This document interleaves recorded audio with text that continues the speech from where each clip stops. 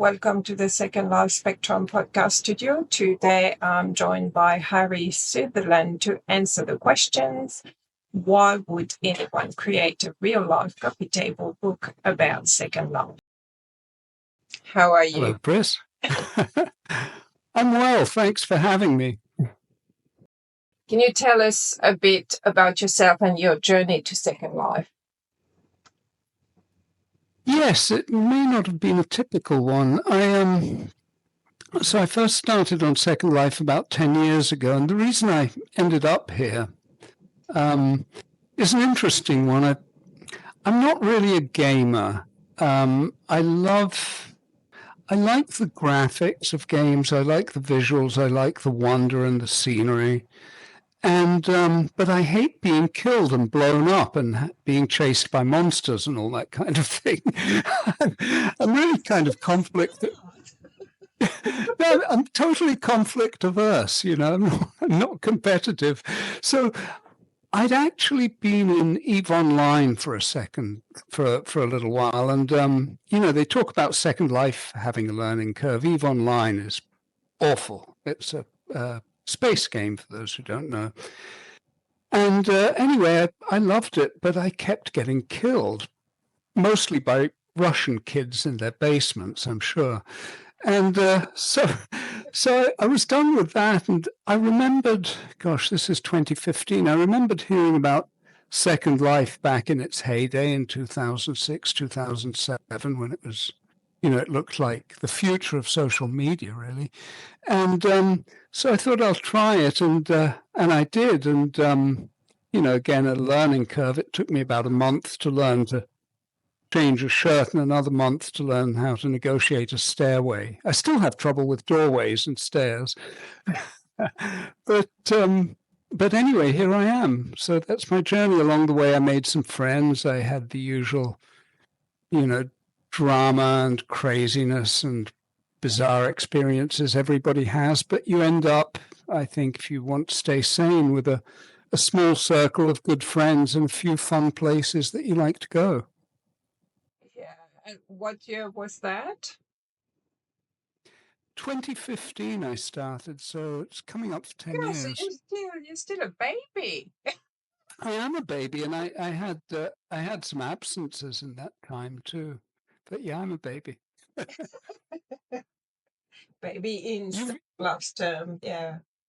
Well, I know you've just reached drinking age in Second Life, so I congratulations. know, 18. It's so wild. I mean, I haven't been there 18 years. I've probably been there half of it. Mm-hmm. But yeah, 18 years. But when I see the ones that have been there from the beginning, it's crazy. They've got that little beta sign next to them. Mm-hmm. Wow, this is crazy. 18. Yeah, I've met one or two of those. So today we're here to talk about this new book, Second Life coffee table book. Not just for Second Life, but it is a book for real life coffee table. It is. It's a physical book. Was this your first venture into publishing, or have you authored other works before? It's not my first venture. In real life, I'm an author going back some 12 or 13, actually 15 years now.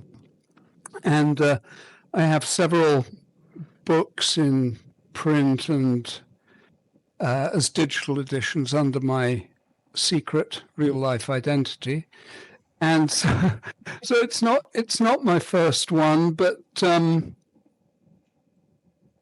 it is my first illustrated book. All the others have been both fiction and non-fiction, but this is my first illustrated book. It's a photo book with quite a bit of text in it. And it is coffee table format. I thought that was really important, but because of all the various parameters to consider, not least cost, it's a compact coffee table book. It's 8.5 by 8.5, but it's still big enough to feel like a coffee table book.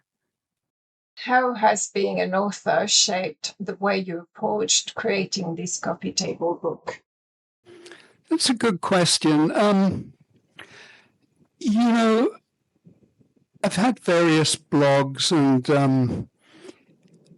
and also I've written nonfiction before, including a book on writing. So I know how to organize information, I think. There's a little overlap in the book. It was, basically the book is an overview of Second Life for both people who have no experience of it and also residents. So it was a bit of a balancing act. Some residents will read it and think, yeah, I know that, but hopefully there's enough material in there that not everybody knows. So to me, a lot of writing a book is, especially nonfiction, is organizing knowledge and information in a logical sequence. It's the same as with building a website too. No. I think so. No. Well, I think to some extent it is. There has to be some logic to it. So when you're building your menus, you have to think about what goes where and how it's structured, don't you? Yeah, you do, but I wouldn't compare it to how you set up a book. A book is more sequential. A website is more horizontally organized. Yeah.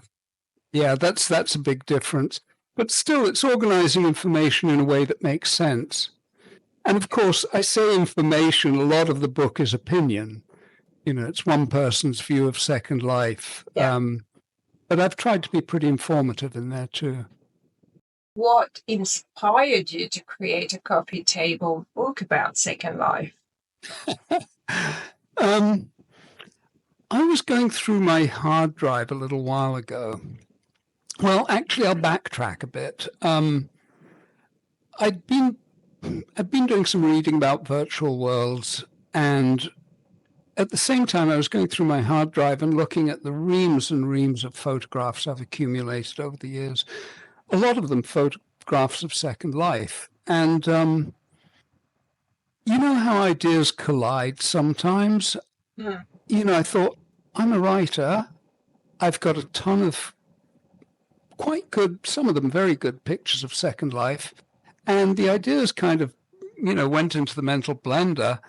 And I thought, nobody has done a photo book celebrating Second Life. And I thought, I've got all these pictures. There are some great photographers on Flickr and Primfeed.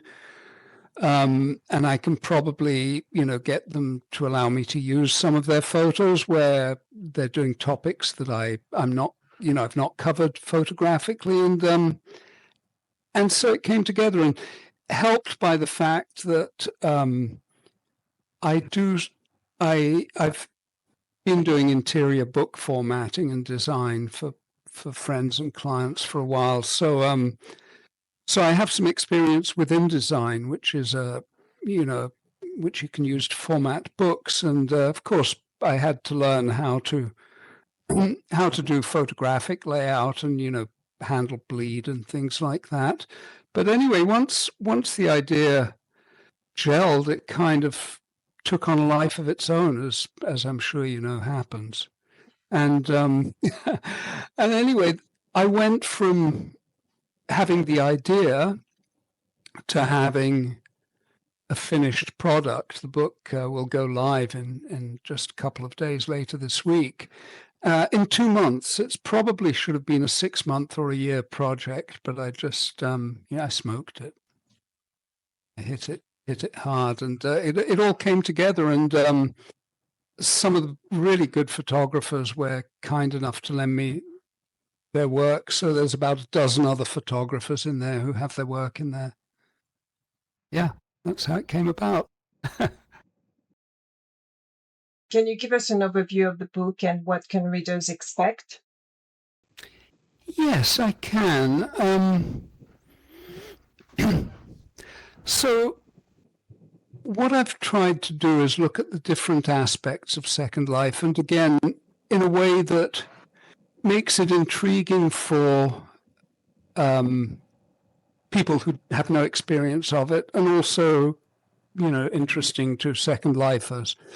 And on the whole, I'd say, first of all, I wanted to consider the tone. Now, I really like Second Life, and I think we all love it. And we know it's had its ups and downs. And I know that there's a lot of people working now to make Second Life a success. I think it's kind of at a crossroads. So first, I wanted to consider my tone, and it's generally an upbeat, positive book.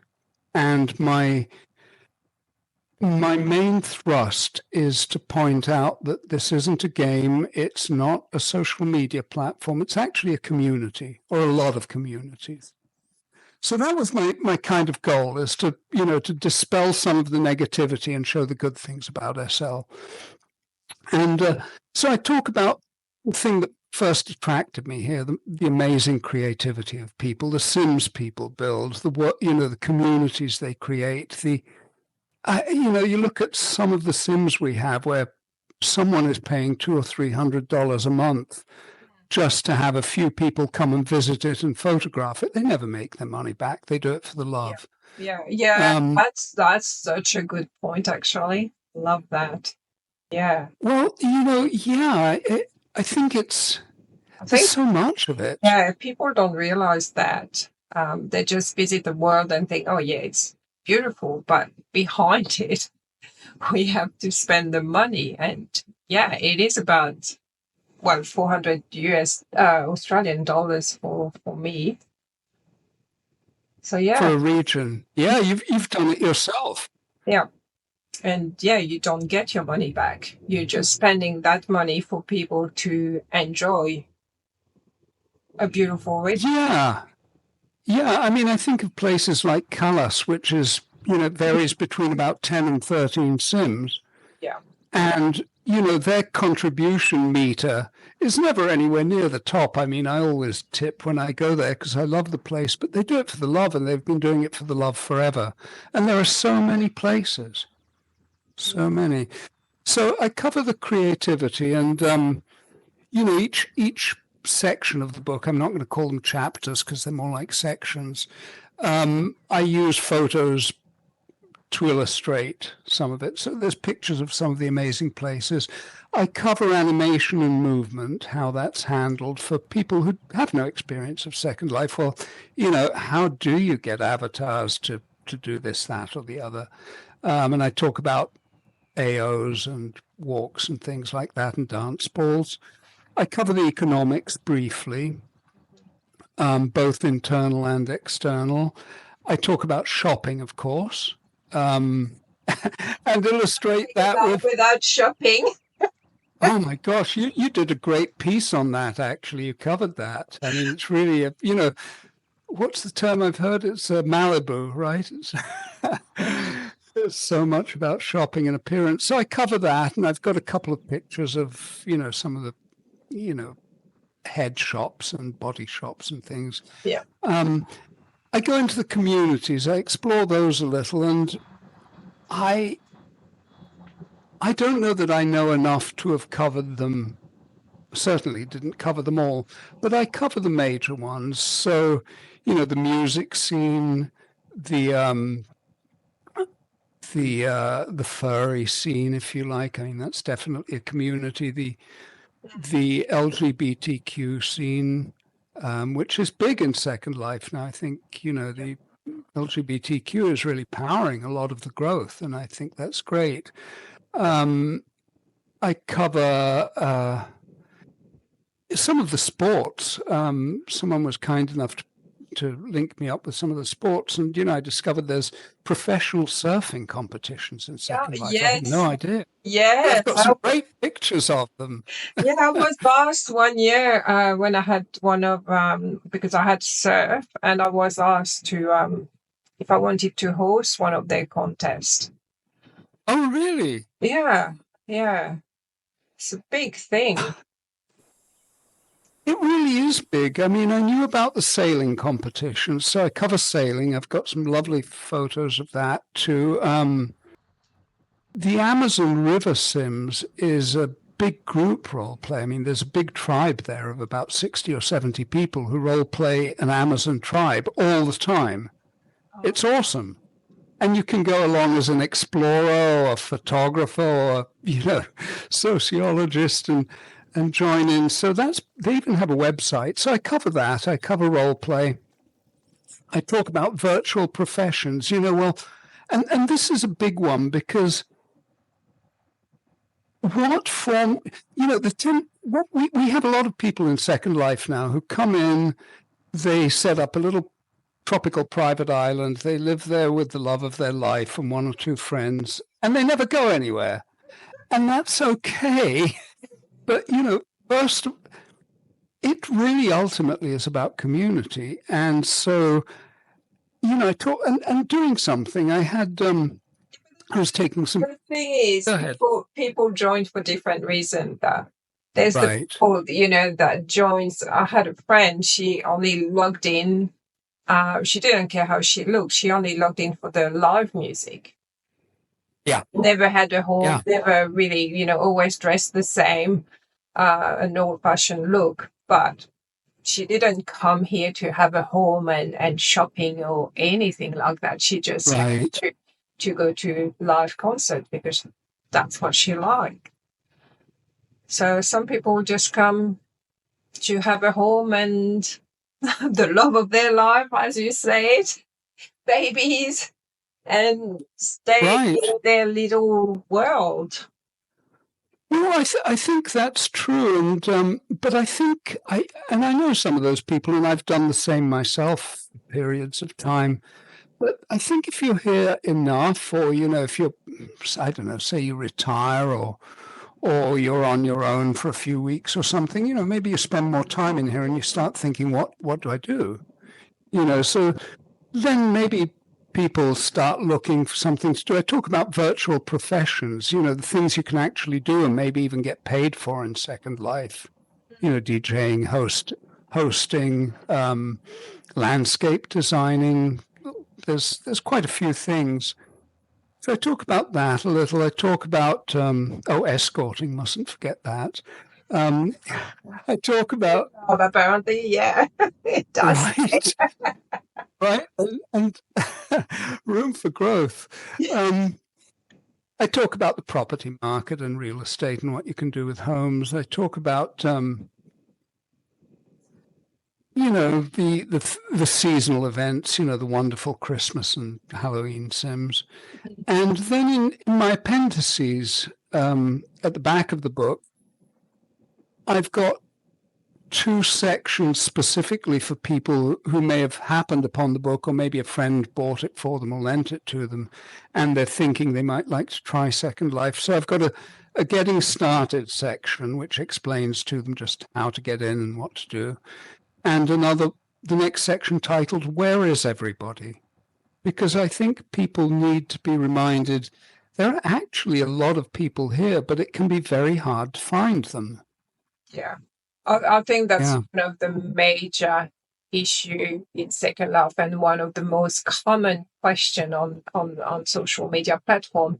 It's like, I came to Second Life and I explore regions and there's nobody there. Yeah, and the mainland, parts of the mainland, I've been visiting it a lot lately. Parts of it are just beautiful and wonderful, but they're wastelands. And there are a lot of empty sims. So, it can be hard to find people. But I think there's more land than actually people. Like the same as Australia, it's a big country, but we only live on the coast, basically. And it's empty. So I think Second Life is a bit the same. That's a good analogy. Yeah. So it's hard to, it's like being in the desert and by yourself. But people are there. We are there. We are. I think it, the situation isn't helped by the fact that when you go into content search, there are a million groups that are dead and have been dead forever, or, never came to life in the first place. Clear out the clutter. I'd like, I think if something's dead and inactive for a year, it should just go. I'd like to see all those 0 groups gone. just to make it easier for people to find something that's actually active. True.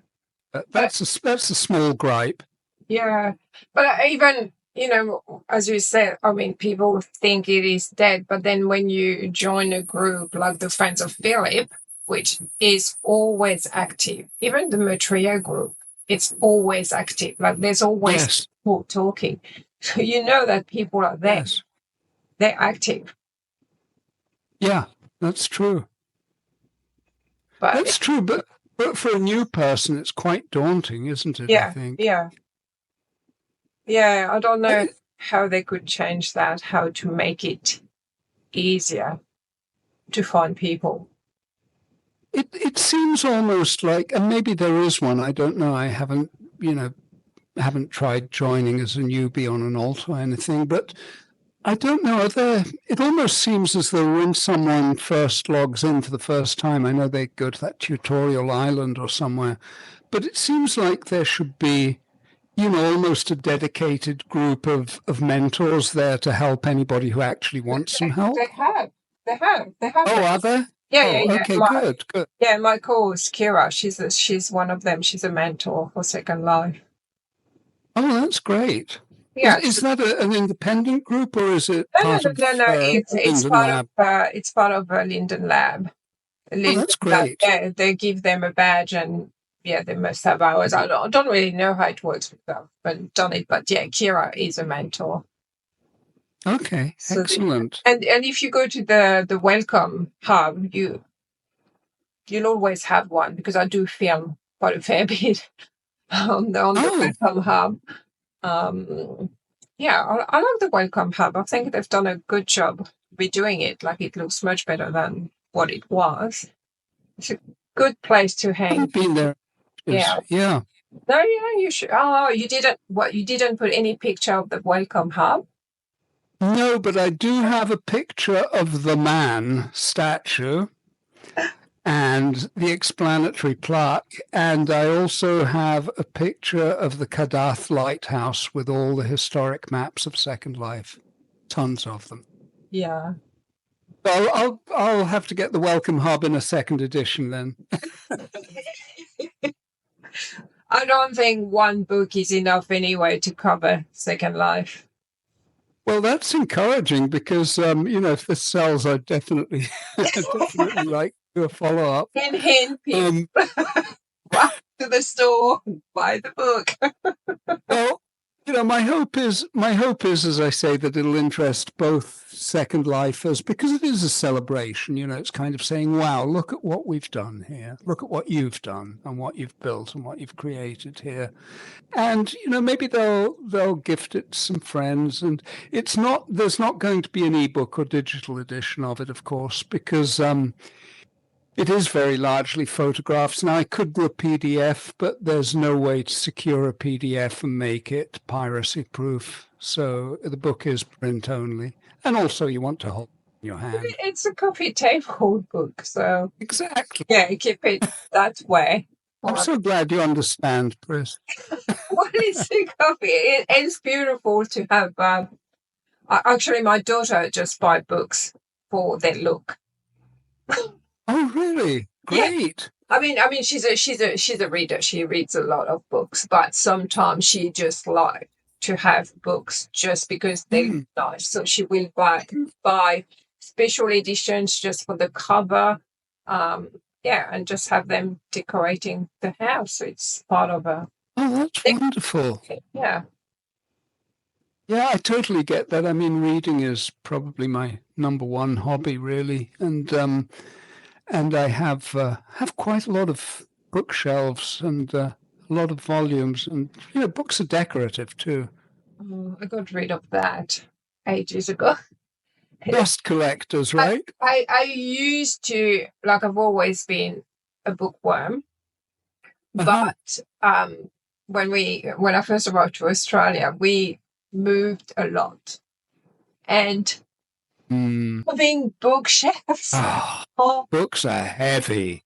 God, it was just such a nightmare that one day I did a garage sale and I sold everything. I got rid of everything. I said, no, I'm not moving those books anymore. Because I Yeah. read twice anyway. I won't read a book twice. I do have a Oh, really? visual books. Yeah, no, yeah, I don't. It's like yeah, I know. Actually, some movie I will watch a few times, but books I don't read them twice.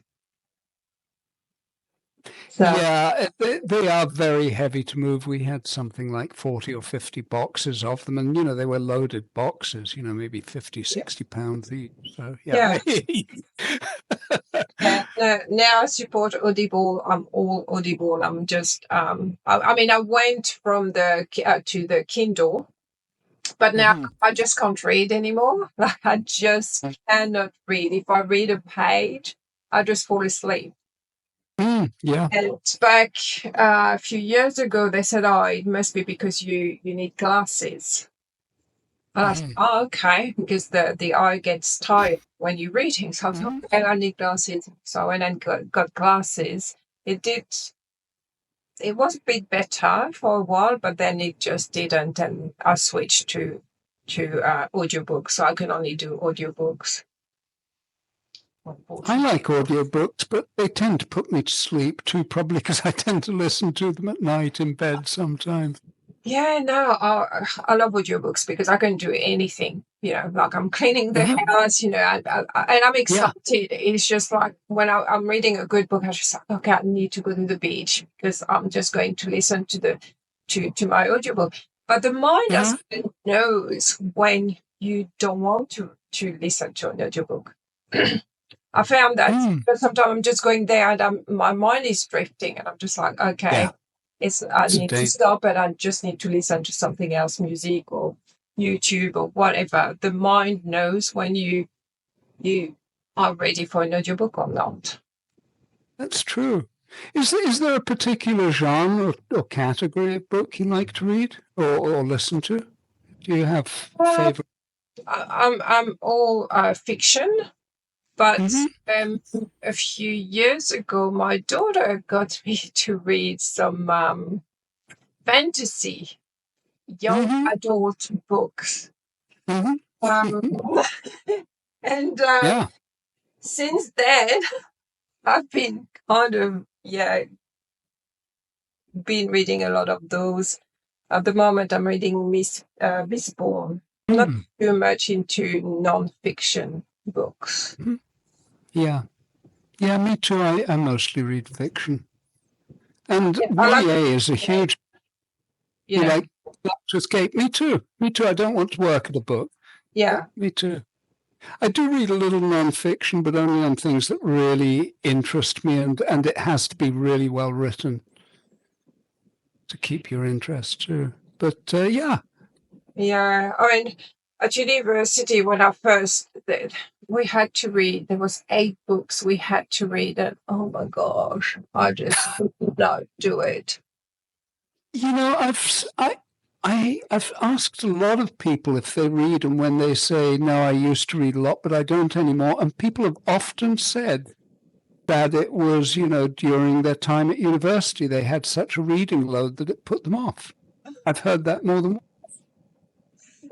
It Really. is. It is. Oh yeah, Yeah. it's horrible for that. I mean, I think Mm. I think it was maybe because I chose creative writing, and I don't know, it was just so technical. I thought creative writing would be about writing, like actually writing. I think we only had one semester when we had one class, which was writing and different type of writing, even poetry. I hate poetry.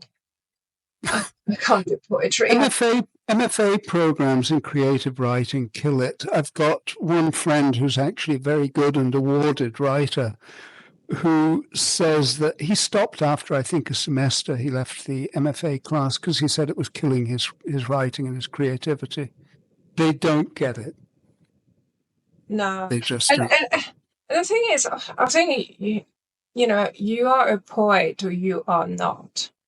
Like I Also true. definitely cannot write a poem, even if my life depended on it. But some people, they just that's what they do. It's easy for them. I just can't. It's true. I think that's innate, and I think the other thing is, and I've been writing for 20 years, and these days I mentor a few writers too, and edit some. And one of the things I find is that you can teach craft, but you can't teach storytelling. You're either born with that or you're not. Some people are just natural storytellers. And I think that's a very hard thing to learn if you're not. But craft, yeah, you can teach that. Yeah. Yeah. I used to, at school, I used to write stories. I had great imagination in the days. It was my favorite subject at class in school. And I was top of my class just for the stories. Because I always, whatever subject they would, get us to write about, that always had something to say. Today's a little bit harder, but it's probably because I'm getting old. Well, I think, no, I think also, you may think of this as journalism, and you probably do, and it is what you do with your blog and your videos, but there's still a storytelling element. It's different. It's not creating things from whole cloth, perhaps. I mean, I guess there's still a bit of creation, but it is different though from writing an actual story and scripting a video, or even doing a movie. A whole movie it's totally different. Like screenwriting is different. I know you're interested in that, aren't you? That's your hobby, perhaps, or pursuit. Yeah. Yeah. Oh, yeah. Well, that's one of my dreams, to have a movie on Netflix. I want to see my name. Good on you. Yeah, you should. Good on you. Well, there's a very technical term for creative writing that we writers use. We call it making shit up. Because that's what it is. Before. Yeah, you just make shit up. That's what writers do. Fiction writers. Well, it is kind of true.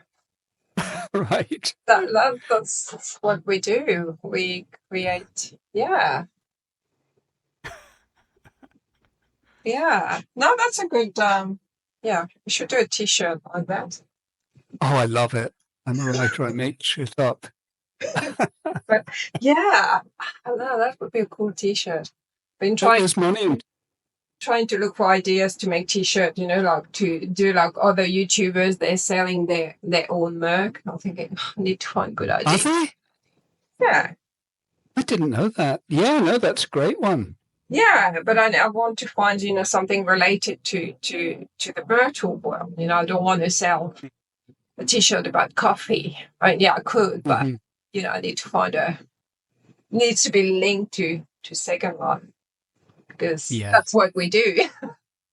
That's right. That's why we're here. Yeah, we're here to promote Second Life. People just join. It's great. How did you choose which residents to feature and what stories to tell? Some of it was who actually was willing to tell their story. I have two particular stories in my book, first-hand accounts by residents I was looking for people whose real lives have been improved by Second Life. Those are the stories I wanted to tell. The positive ones. We all know the negative ones. The divorces, the drama, the breakup. I think most of us have been there. So the first one was my friend, an old friend of mine, Scarlett, who has been in Second Life for a very long time and was one of my first friends here. And she suffers crippling back pain, has for many years. And she can function around the home and she's actually pretty active, but, forget about long distance journeys or getting out an awful lot. And she's on her own quite a lot of the time. Her husband works long and unsocial hours. And she was getting very depressed after a while with her back problems. And he suggested Second Life. And so she tells her story about how much better it made her life, and Oh, wow. how she's made so many friends. And she's a terrific landscaper too. She landscaped my place. She's got very, very good, and she's full-time busy in Second Life. She's a hostess at a gentleman's club a lot of the time. She's done a lot of role play. She just loves it. So it's improved her life. I think she says 10,000%. That was one story. And the other one was actually someone you introduced me to. I think it's Maggie Runo. Oh, yep. Yep. I wanted to tell that I have a section in the book called Love and Family. I also have an adult section, by the way. But the Love and Family section, I wanted to tell the story about people who perhaps can't have real life families, perhaps can't have babies in real life. And so they explore that in Second Life. And you were kind enough to hook me up to Maggie Runo. And she tells her story in it, and there's a couple of lovely pictures of her with her babies. So thank you. Oh, she loved her babies. Yeah. And I think she actually took it a step further, didn't she? Because she enjoyed it so much, she started designing a line of baby clothing, I think, natural. Yes, she does. Yes. So that's amazing. That's the beauty of Second Life, though, to learn new skills. Because she told me she didn't understand it. She's never done it. She had to learn, and she said as well that the software is in English only, so she had to learn that because English is not her first language. There was a lot of challenges, but she absolutely loves doing it and learning. It's quite amazing. And I think the other thing is how even just the friendships we make in Second Life, sometimes, some of them, very few, but some will transition to real life. And then sometimes those people you met in Second Life will introduce you to someone else, or you introduce them to someone else, which improves their real life. It's kind of cascading effect, these social connections we make here are very important. So I had a tenant that came. So she started to rent, and she told me she was from Australia. At first, she was a bit reserved, didn't want to say much. And then we started to be friends and talk a bit more. And she lives like 5 kilometers away from me. No. Oh, how funny. Oh, my God, what are the odds? I know, right? When she said that, I said, no way. No way. Yeah. So we met up in real life. Like, the funny thing, one time we went to have a pedicure and we were talking about Second Life and the look we were getting. People were just like, what the hell are they talking about? It was just that's wonderful. Funny. But and then I met another one, same thing. She just ended up on my sim by accident. I was hosting a MADP hunt, and so that's how she found it. And same thing, she's from around here, the Sunshine Coast. So we added each other on Facebook, and we had a mutual friend on Facebook. And that mutual friend, we both dated the same guy. Oh my God. That is it. Hopefully not at the same time. No, not at the same time. No. Okay, because that's the kind of thing you don't want to find out. Yeah, no. So no, we had fun. We both texted him at the same time, just for the fun of it. But But yeah, Second Life is a small world. Yeah. And I met somebody, the mother of my daughter's friend. She knew me on Second Life. She knew who I was, but didn't want to tell me who she was. But she was on Second Life and knew me. Yeah, yeah. Oh, So yeah, it is a small world. well, and also, the time zones make it a little strange. I mean, I'm usually on in the middle of my afternoon, which is before breakfast time for most people in your part of the world. Yeah. And so I don't, unless they're night birds, I don't meet many Australians or New Zealanders. And I know there's a bunch of you here, Yeah. but, I don't meet many Japanese people either. So those intersections are interesting. I know that if I want to meet Italians, I have to be on a little earlier in the day. And if I want to meet Australians, well, then I have to be on in my late night, in the middle of the night. It's funny. Yeah, in the morning there's not many of us because most of the time they work at this time or getting ready for work. I'm on Well, you've been kind.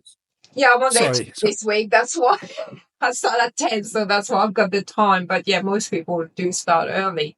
But yeah, in the evening, my time, there's a lot more Australian. Like at this time, when I log in, I've got a lot of people online at this time. In the evening, it's quiet. I've got probably 5 or 6 people. Yeah. I mean, there's a lot of Australians. Yeah, well, that's right. And you've got nowhere to go because everything's so far away. No, nobody wants to come here because of the big spiders and the big everything. Yep.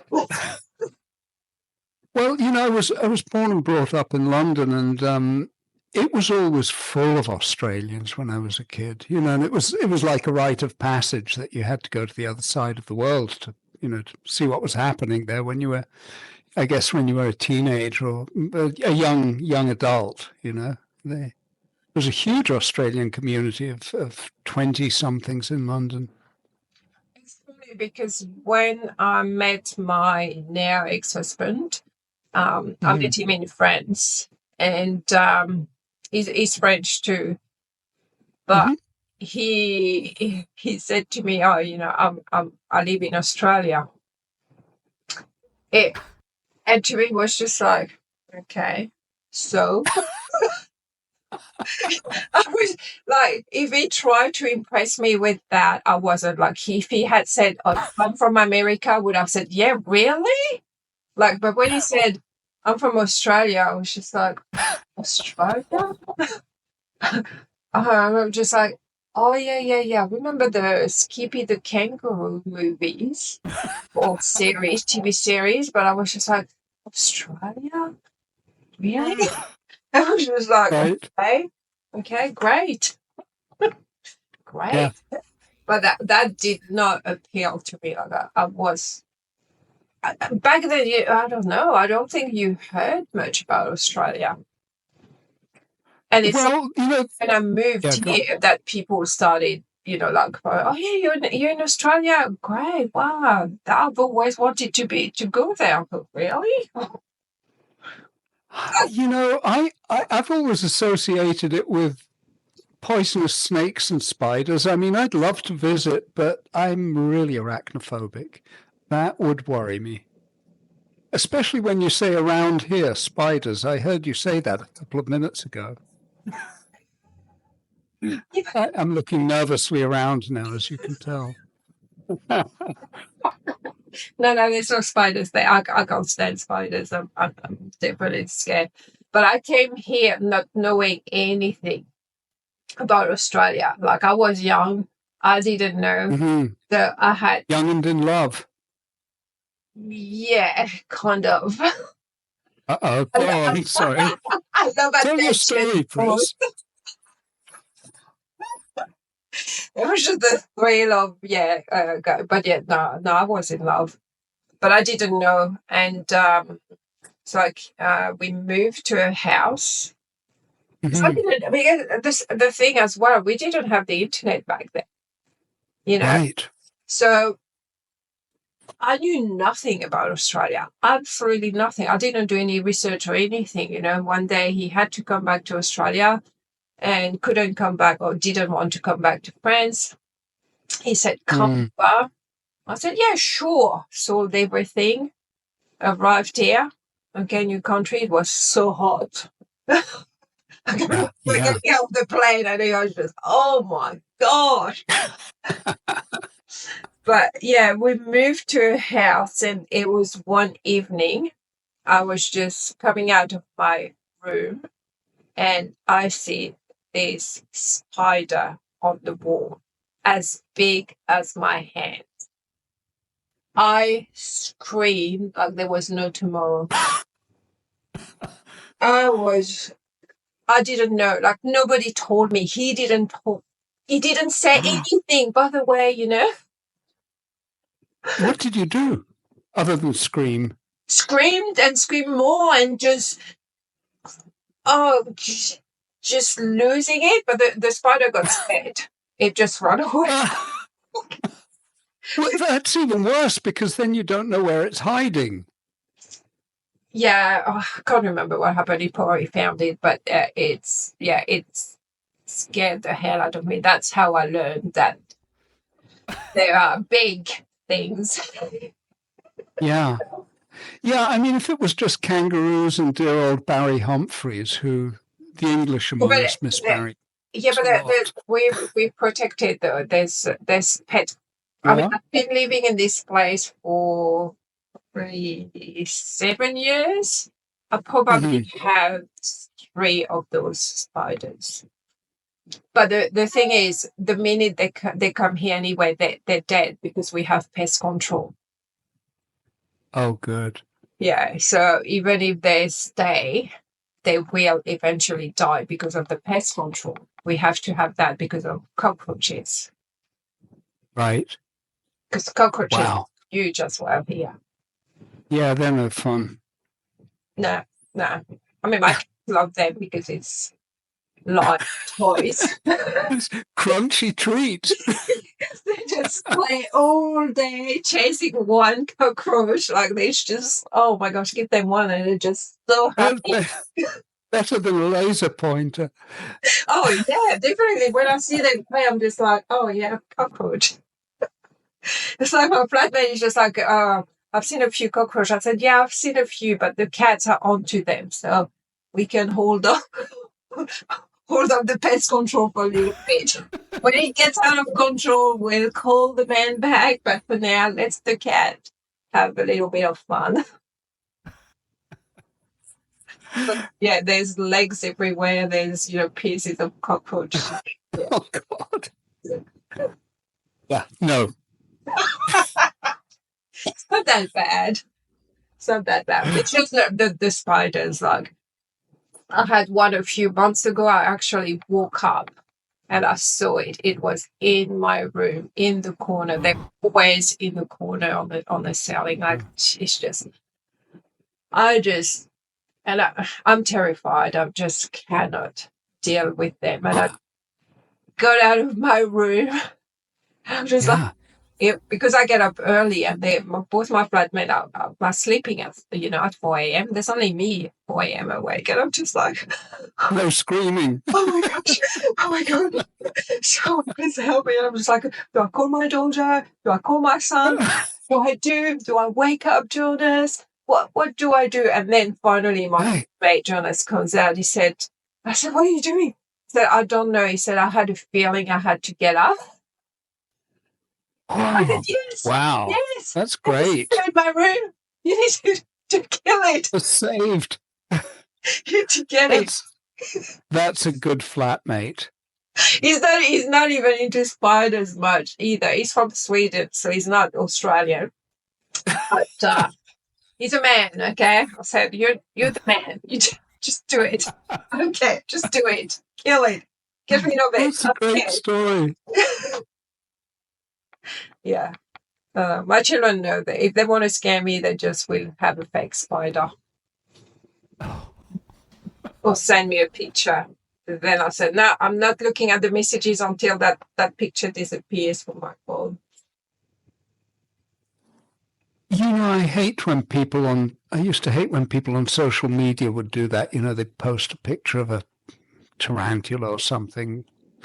Yeah. And I don't care about the context. I just don't want it popping up in front of me. Yeah. Oh, I'm the same. I just cannot deal with a picture of, no.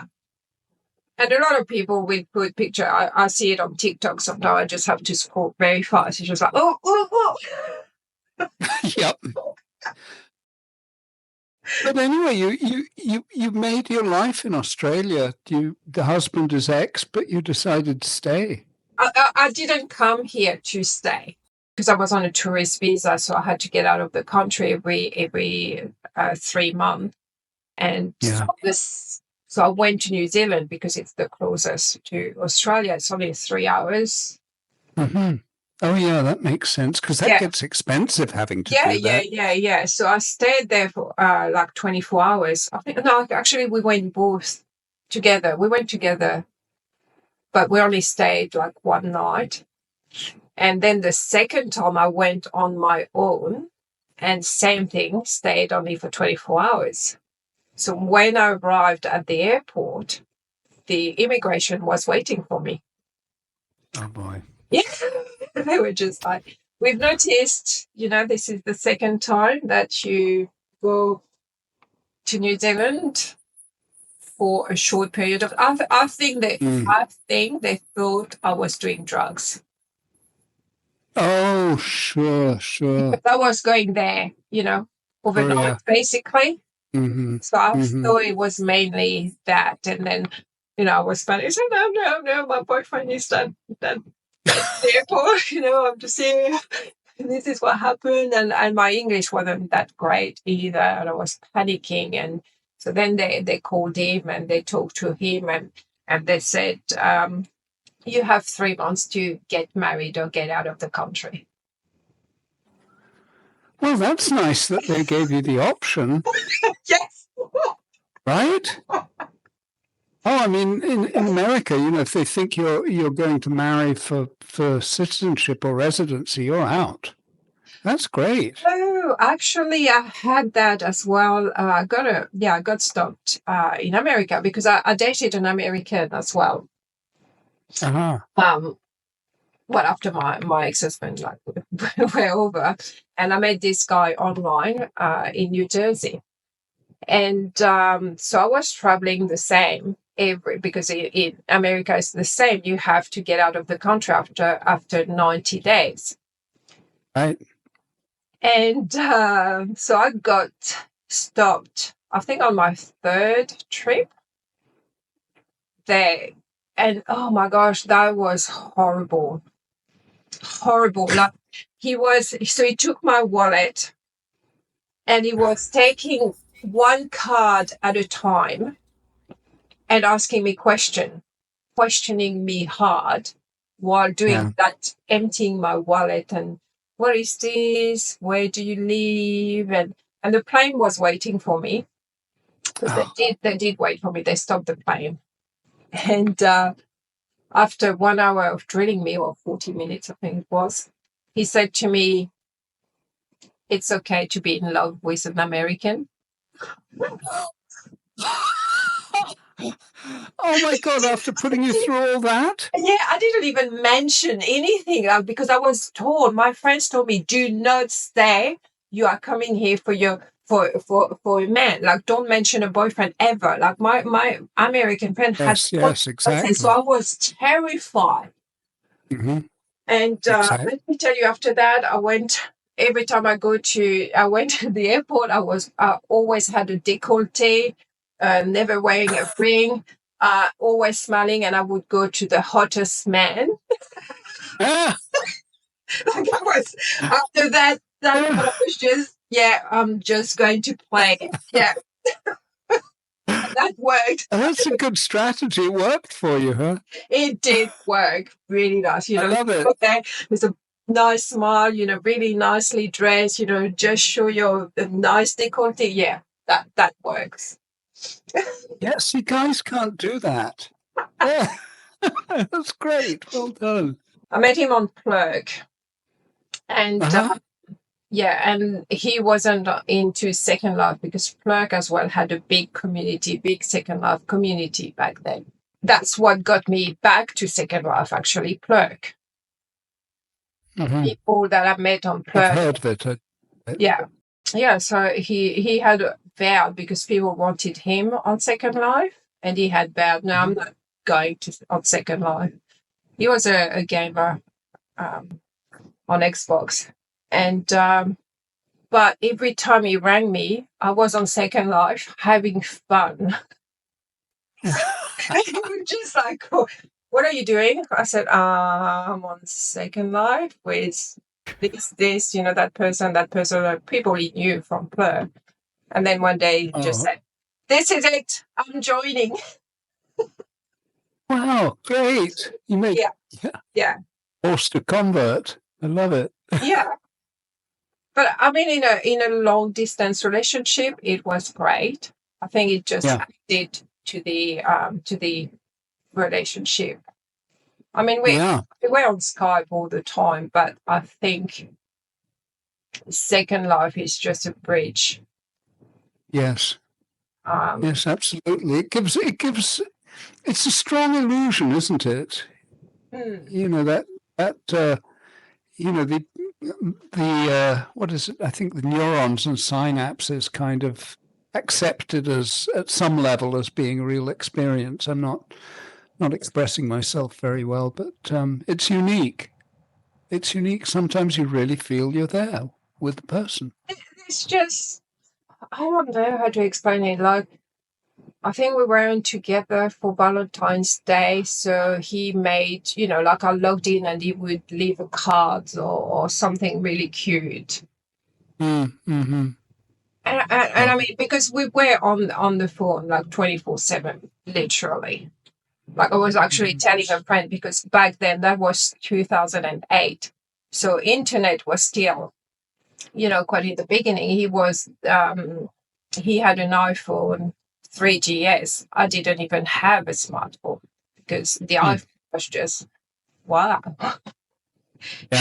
and way too expensive even to have that. So I was telling my friend, I bought a dongle to get mobile internet, and I was doing my groceries with my laptop, Skype, on the trolley, talking to him,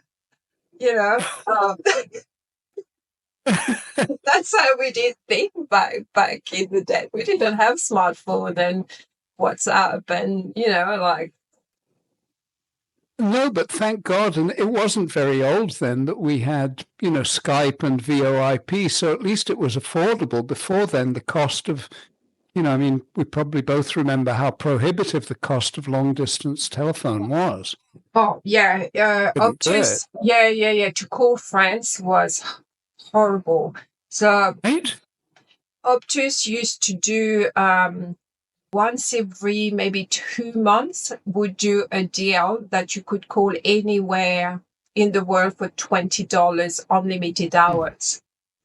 Oh, wow. So I did that, but it would always cut off after 2 hours. And my mother would just get people to come. So it would be, Mom, okay, I'm calling on this day because this is the $20 deal. So she would get, all my friends, they would all go to my parents, and I would just talk to people like hours and hours. Yeah.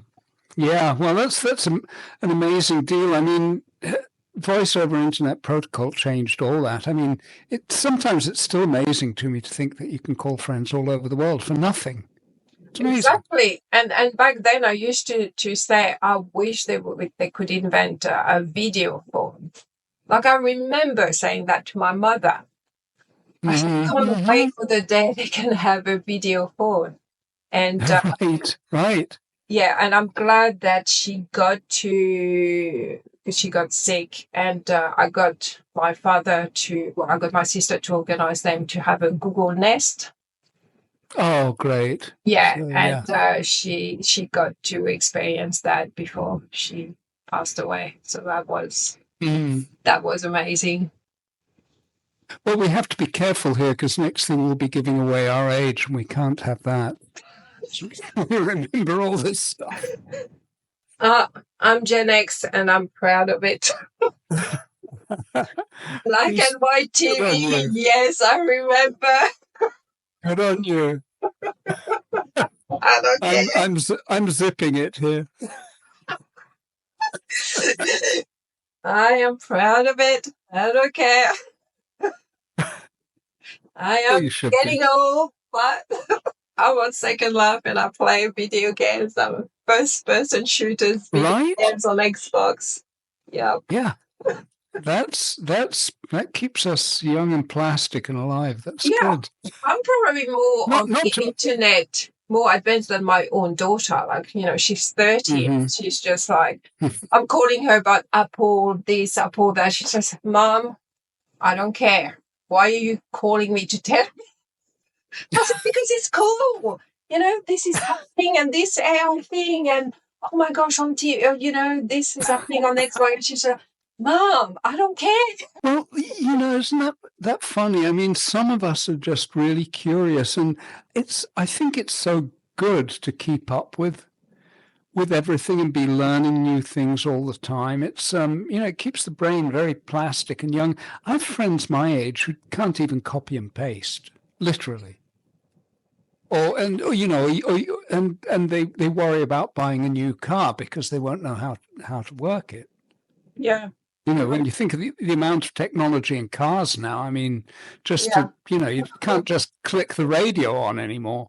I thought you could just talk to your car, no? Well, my car, drive me to the supermarket. You have a Tesla. This is what I want. This is my dream car. I want a Tesla, just that. No, actually, you know why I want a Tesla? Because my worst nightmare happened to a friend of mine. He was driving and suddenly a spider dropped. Oh. One of those big spiders in the car. Yeah. Oh my God. Yeah, that would have been an accident. He lost control. He lost control. The car, I mean, he got lucky. He hit two cars, but they didn't, it was nothing dangerous. Like, he was lucky. But I said to my daughter, I will not get a car unless it's a Tesla, because if that happened to me, I'd die. I just would die. Yeah. Me too. Yeah, I just cannot. I need a car to take control because I would just lose control. Like I love. My daughter seen me just as a passenger for a little spider. My daughter knows. One time she said, "Oh, Mom, look at this." No. Because she knew. She always tells me after, but yeah, she just knows. So she just slows down and will park the car, open the window till the spider gets out. But she always distracts me because she knows, even as a passenger, I am terrible. I just lose it. I just, Yeah, that would be me. Doesn't matter the size. It doesn't matter. It's a small spider, big spider. I don't care. I just can't do it.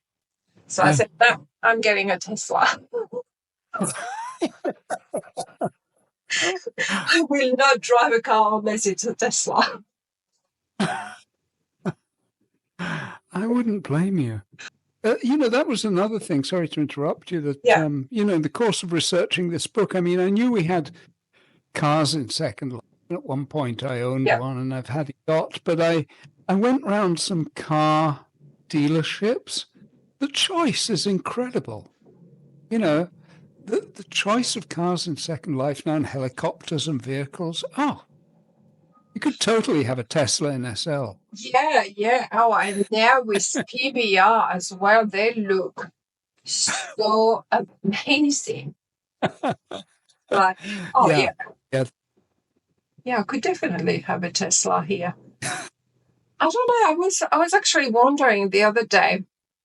I bought a bag, which was a Chanel bag in Second Life, obviously. When I do a video, it takes me time to choose the outfit. The outfit for each video is very well thought out. I've got creators that I like. I do try to portray them and, just a little bit of free advertising for them. But then I was holding that Chanel bag, and it's a really cool bag. And then I'm thinking, hold on a second, is it? Are they even allowed to do that? I was just thinking, no, I don't think I'm going to put it in a YouTube video because I don't know if I'll get a strike for it if anyone come across it, obviously. Don't they usually change the logo a little or the name, like call it Canal or something like that? Some of them do, but this one isn't. Actually, Chanel. Yeah, because they do that. That's trademark infringement. Yeah, because they do that for Apple, but they change the Apple logo. I will never use that bag. Not worth getting into trouble. You never know. Some of those corporate lawyers will seize on anything. I got caught a few times on my old blogs with pictures that I put on there, even though it had the credits. I was told to take them down. So it can happen, even if you're a little person. Yep. They can find it. You just never know. Yeah. Well, that's one thing with for a writer too. You can. There's no copyright on song titles, but if you can't even quote a line of lyrics from a song without having to pay through the nose for it, and it's expensive getting the rights to use a line to, even a moderately well-known song can run into the thousands. It's astonishingly expensive. Yeah. So you can't quote a line of your favorite band, which is annoying. Yeah, but how would they? Yeah, I guess. It's the luck of the draw, isn't it? Yeah. That's it. Somehow, you might get caught. So I'm not taking the risk of the possibility. Not worth it.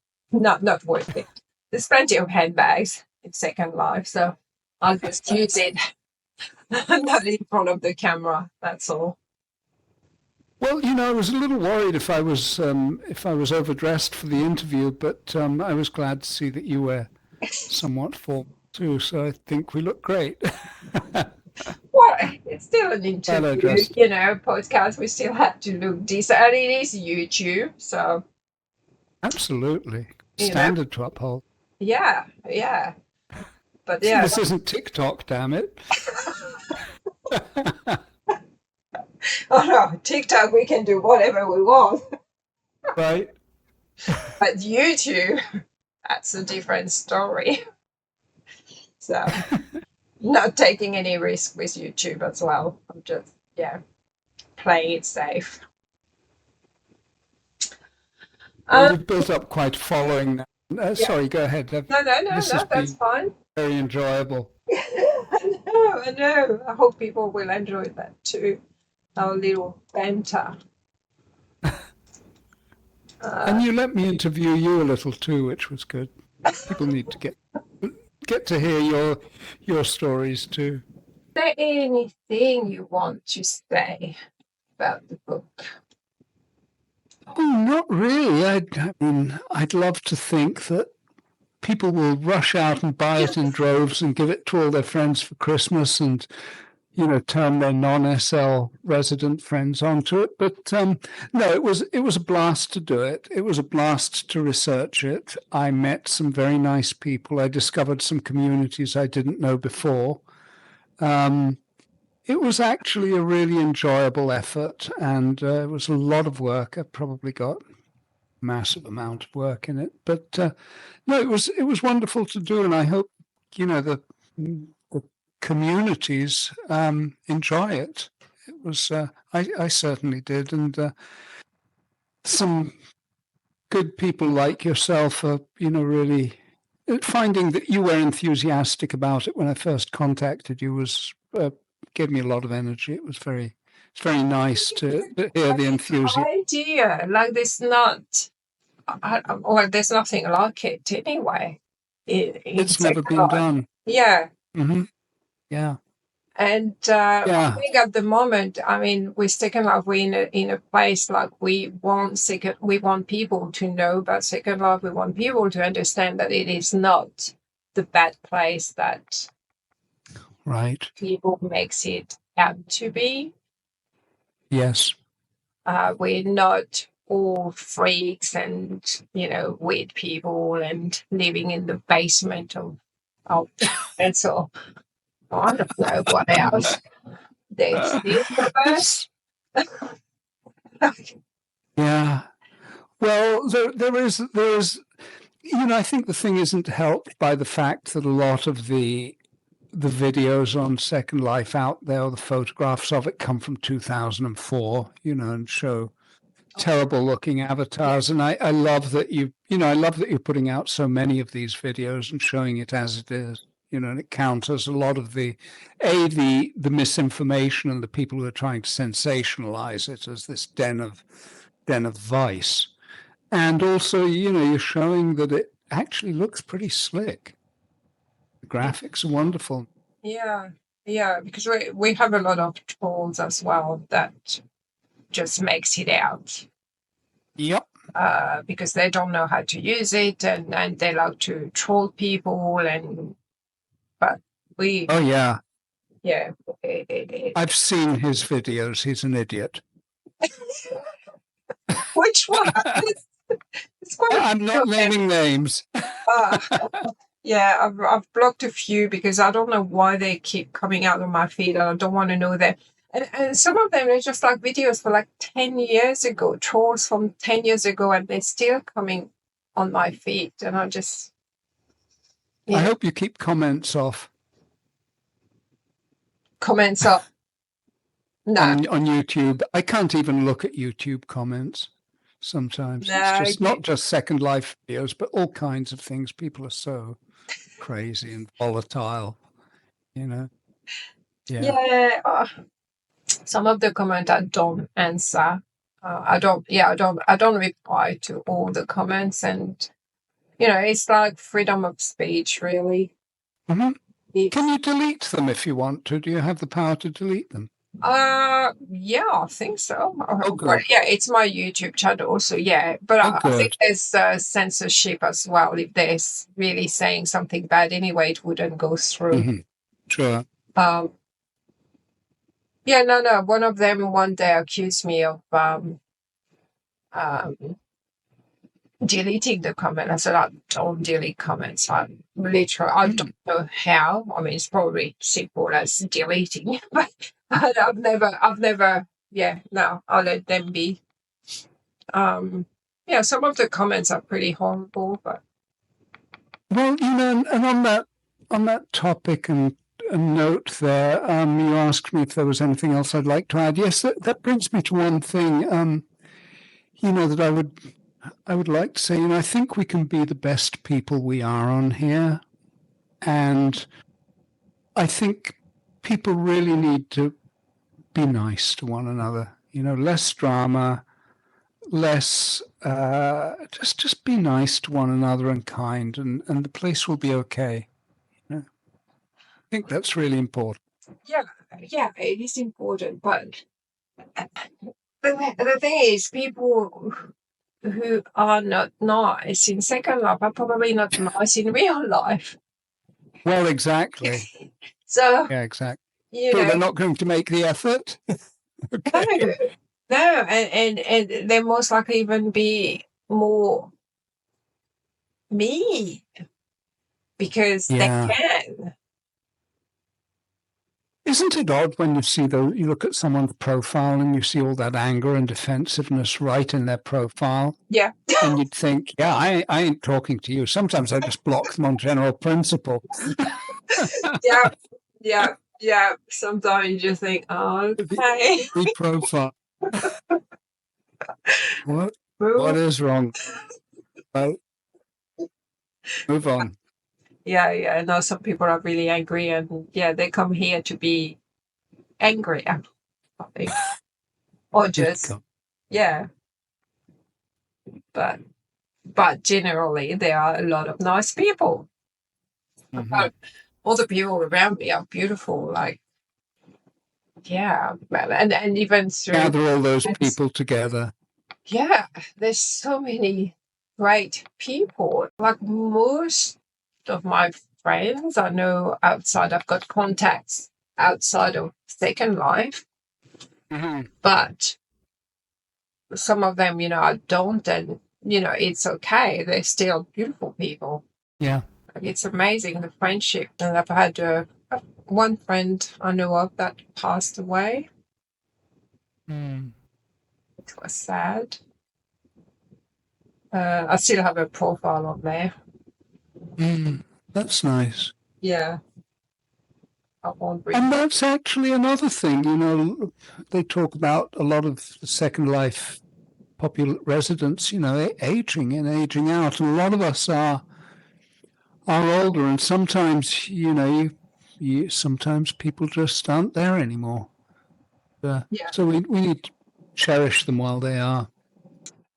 What would you say to someone who wants to join Second Life today after seeing your book? In my getting started section, I do talk about the fact that anybody who joins, if they decide to stay, will eventually probably want to upgrade their avatar and from the starter avatar and things like that. So I give a little advice about that. But Okay. mostly I think I'd say whitelist your viewer, because otherwise it's not going to work. And I talk about that. And also, maybe try and connect with one of those mentors or people who hang around the tutorial island or whatever it is these days, and make find a veteran Second Lifer who'll help you out with those tricky questions and help you get connected with some clothing and show you around. Yeah, I think Second Life to start with, even if you're a loner, you need Yeah. to start with somebody. Because when Yes. I came to Second Life, I was by myself. I didn't understand it. And when I came back, it's because someone, a friend of mine in real life, dragged me in Second Life. And he is the one who actually showed me, oh, you've got to do this, how to have a place, to dress, everything, even to dress. And Mm-hmm. that made a huge difference. Exactly. Yeah. I mean, even as you say, even dressing, it's a big learning curve. And everybody has ideas about how that could be improved. But I think having someone to hold your hand and walk you through it is probably the best single thing.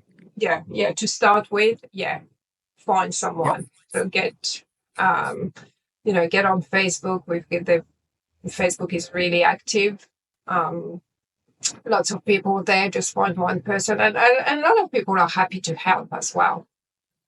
You don't Yes. need Yes. friends for life. You just need a mentor to teach you Second Life, how to Yes. and explain to you, because it's there's a big learning curve, and then you don't have to stay friend with that mentor. You just go your own way. But to start with, it is better to start with someone.